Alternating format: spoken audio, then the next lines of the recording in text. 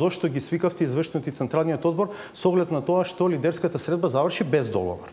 Значи, лидерската средба покажа дека има диаметрално променето мислење на партијата ВМРО ДПМН, искажана преку јавната изјава на председателот на ВМРО ДПМН на самата пресконференција, што дава нова динамика на политичката сцена во државата.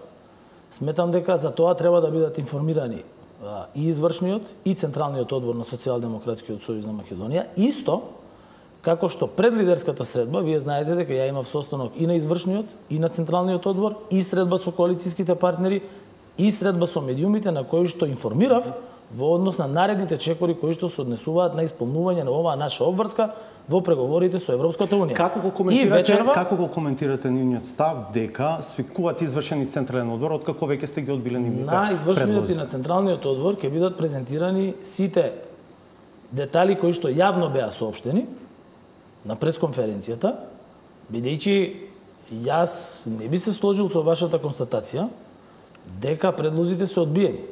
Сите предлози кои што ги имаше ВМРО ДПМН се прифатени, па дури и предлогот кој што го има во однос на партијата Демократска унија за интеграција прифатен од страна на ДУИ со нивно соопштение. Така да сите предлози кои што, односно сите барања кои што ги имаше најголемата опозицијска партија се исполнети.